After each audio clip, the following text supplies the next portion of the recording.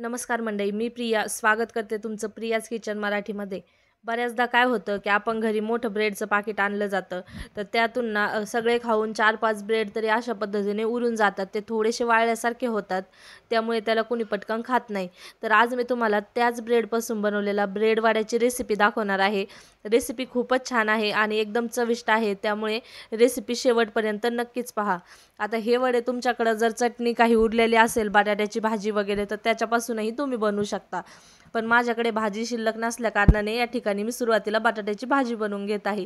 त्यासाठी कढईमध्ये 1 चमचे तेल घातलं, अर्धा चमचा जिरे, अर्धा चमचा मोहरी घातली. ते चांगली फुलली की लगेचच त्याच्यामध्ये कढीपत्त्याची काही पानं घालून दिली. आता त्याच्यामध्ये आलं, लसूण, मिरची आणि जिऱ्याचं वाटण घातलं 1 चमचा. तुम्ही तुमच्या आवडीनुसार तिखट कमी किंवा जास्त करू शकता. हे वाटण नसन घालायचं तर लाल तिखट घातलं तरी पण चालणार आहे. आता अर्धा चमचा गरम मसाला आणि अर्धा चमचा हळद घातली.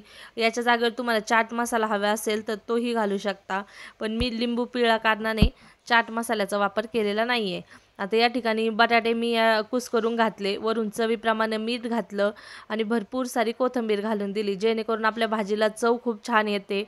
आणि वरून थोडासा अर्धा लिंबाचा तुकडा या ठिकाणी मी पिळून घेतलेला आहे, जेणेकरून भाजी आपली मस्त चटपटीत आणि चवदार होते. आता लिंबू नसेल तर तुम्ही या ठिकाणी चाट मसाल्याचाही वापर करू शकता.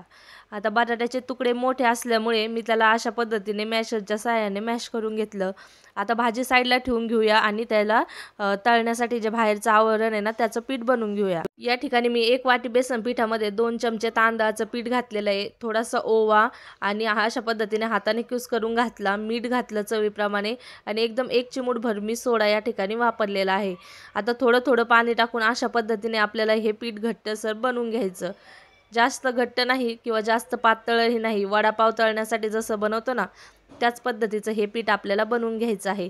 तांदळाचं पीठ नसेल, नाही घातलं तरीसुद्धा चालणार आहे. नुसतं बेसनात पण हे वडे छान कुरकुरीत होणार आहे. आता हे जे ब्रेड आहेत ना, ते मी घेतले. आता एखाद्या वाटी किंवा ग्लासच्या सहाय्याने, ज्याला धार असेल अशा पद्धतीच्या ग्लासच्या सहाय्याने आपल्याला मधोमध असा त्याला आकार देऊन घ्यायचा आहे. चला, या ठिकाणी आपले मस्त असे गोल ब्रेड बनवून तयार झालेले आहे. आता सगळे ब्रेड आपण अशाच पद्धतीने कट करून घेणार आहोत आणि ह्या ज्या कडा उरतात आहे ना, त्या तुम्ही फेकून न देता त्याचे ब्रेड क्रम्स बनवू शकता किंवा त्याचाही एखादा नवीन पदार्थ मी तुमच्यासोबत लवकरच शेअर करील. आता हे बघा, अशा पद्धतीने ह्या गोल ब्रेड घेतले. त्याच्यामध्ये जी चटणी बनवून घेतली होती ना, त्याची अशी पारी बनवायची आणि मधल्यामध्ये ठेवून छानसं असे आपल्याला दाबून घ्यायचे आहे. तेल गरम होण्यासाठी ठेवलेलं आहे. तेल छान कडकडीत गरम करून घ्यायचं आणि थोडंसं फुल गॅसवरतीच आपल्याला हे वडे तळून घ्यायचे आहेत.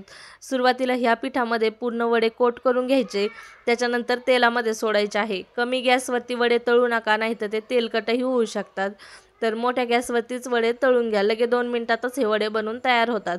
तर अशाच पद्धतीने बॅटरमध्ये वडा बुडवला आणि वरून अशा पद्धतीने थोडं थोडं तेल टाकत आपल्याला लगेचच वडा पलटी करून घ्यायचा आहे.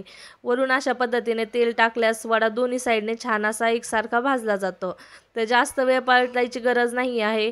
तर हे बघा, लगेच 2 मिनिटात आपला वडा बनवून तयार झालेला आहे. काढून घ्यायचं. चटणी सॉसबरोबर तुम्ही एन्जॉय करू शकता किंवा तसाही खाऊ शकता.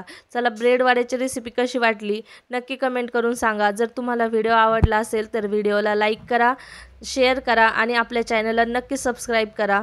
अशाच पद्धतीच्या नवनवीन रेसिपी मी तुमच्यासाठी घेऊन येत राहते, त्यामुळे आपल्या चॅनलला नक्की भेट द्या आणि तुम्हाला पुढे कुठल्या रेसिपी पाहायला आवडतील तेही मला कमेंट करून नक्की सांगा. धन्यवाद.